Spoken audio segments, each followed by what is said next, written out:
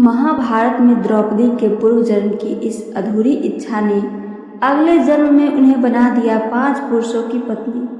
आइए सुनते हैं ये पूरी कहानी को विस्तार से। द्रौपदी पूर्व जन्म में एक गरीब ब्राह्मणी थी जिसे समाज में बहुत तिरस्कार सहना पड़ा था। पूर्व जन्म में द्रौपदी की अधूरी इच्छा ने उन्हें अगले जन्म में 5 पुरुषों की पत्नी बना दिया। आइए जानते हैं द्रौपदी के पूर्व जन्म की पूरी कहानी। महाभारत में द्रौपदी के 5 पुरुषों की पत्नी होने के लिए कितने ही लोगों से अपमान सहना पड़ा था, जबकि द्रौपदी ने खुद 5 पुरुषों की पत्नी बनना स्वीकार नहीं किया था। अर्जुन के मुख से गलती से निकली एक बात के कारण कुंती ने द्रौपदी का विवाह 5 पांडव भाइयों से करा दिया।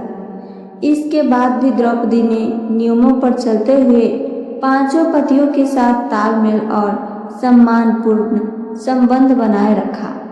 ऐसे में अक्सर कई लोग के मन में सवाल आता है कि आखिर द्रौपदी ने पूर्व जन्म में ऐसी कौन सी गलती की थी जो उन्हें 5 पुरुषों की पत्नी बनना पड़ा था।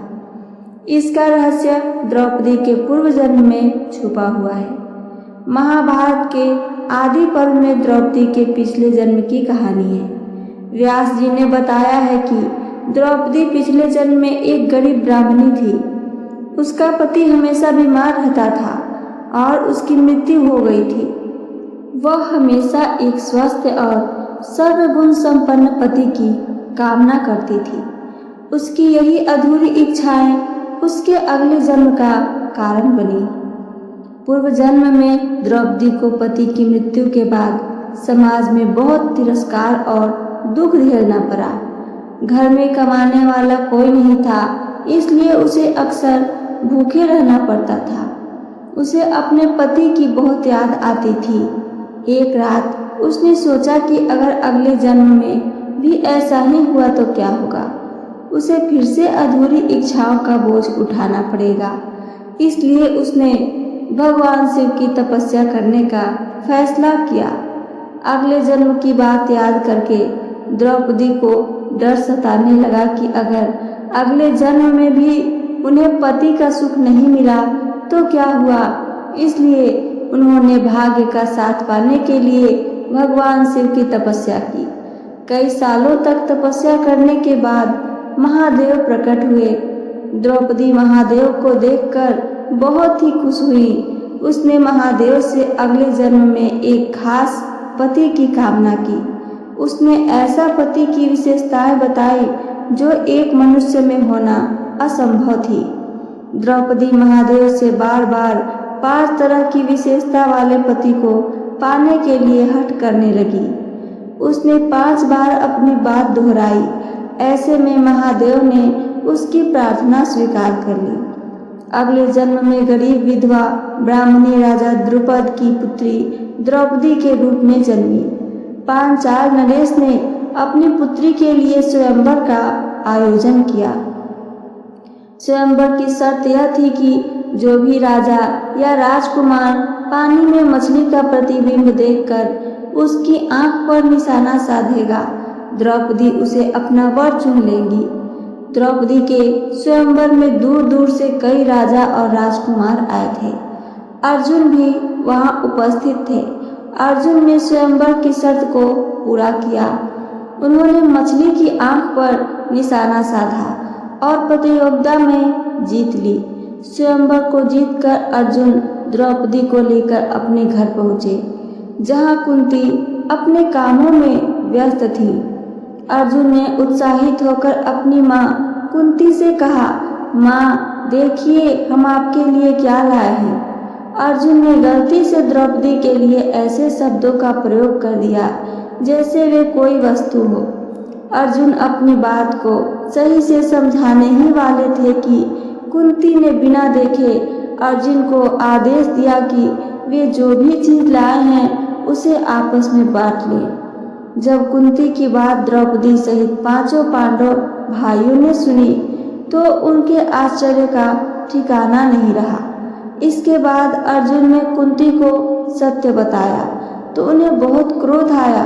और उन्होंने एक कन्या के लिए ऐसे शब्द का प्रयोग करने के लिए उन्हें बहुत डांटा। क्रोध में कुंती भी अपना विवेक खो बैठी और उन्होंने 5 पुत्रों को द्रौपदी से विवाह करने का आदेश दे दिया। द्रौपदी ने कुंती का आदेश स्वीकार नहीं किया, लेकिन वेद व्यास जी भूतकाल और भविष्य दोनों जानते थे, इसलिए उन्होंने द्रौपदी को उनका पूर्व जन्म याद दिलाया और 5 पांडव भाइयों से द्रौपदी का विवाह करा दिया। इस तरह द्रौपदी 5 पुरुषों की पत्नी बन गई। द्रौपदी ने कभी 5 पतियों की कामना नहीं की थी, ना इस जन्म में ना ही पूर्व जन्म में। उन्होंने ऐसा कोई वर नहीं मांगा था जो उन्हें समाज की नज़रों में बार बार कटघरे में खड़ा कर दे। पर जब एक गरीब ब्राह्मणी के रूप में उनके जीवन में कष्ट, भूख और अकेलापन आया तो उन्होंने भगवान शिव से एक ऐसा जीवन साथी मांगा जिसमें 5 गुण हो। उन्हें क्या पता था कि ईश्वर हर शब्द सुनते हैं और 5 गुणों के लिए 5 पति ही मिलेंगे। द्रौपदी का जन्म ही यज्ञ से हुआ था। उनकी आत्मा तपस्या से बनी थी और उनका भाग्य एक जटिल धागे से बुना हुआ था। उन्होंने न केवल 5 पांडवों को पति रूप में स्वीकारा, बल्कि हर एक से उनके अनुरूप आचरण किया। धर्मराज युधिष्ठिर के साथ धर्म, भीम के साथ शक्ति, अर्जुन के साथ प्रेम, नकुल सहदेव के साथ करुणा और ममता। द्रौपदी ने अपने जीवन में जितना सहा शायद ही किसी स्त्री ने सहा होगा, फिर भी वो टूटी नहीं। उन्होंने अपने अपमान को आग बनाया और महाभारत के युद्ध का कारण बनी, क्योंकि जब एक नारी का सम्मान रौंदा जाता है तो कुरुक्षेत्र तक जल उठता है। उनकी यह कथा हमें यह सिखाती है कि कभी भी अधूरी इच्छाओं के साथ प्रार्थना मत कीजिए, क्योंकि ईश्वर वही देते हैं जो हम बार बार चाहते हैं। और अंत में द्रौपदी केवल पांचाल की राजकुमारी नहीं थी, वो एक चेतना थी जो आज भी हर नारी के मन में जल रही है, सम्मान के लिए, न्याय के लिए और अस्तित्व की लड़ाई के लिए। तो ये थी मेरी आज की महाभारत से ली हुई कहानी। मेरी कहानी आप सबको पसंद आई हो तो चैनल को सब्सक्राइब करके वीडियो को लाइक करना ना भूलें। साथ साथ अपना एक प्यारा सा कमेंट करके हमें ज़रूर बताइए। सुनने के लिए धन्यवाद। जय श्री कृष्ण। राधे राधे।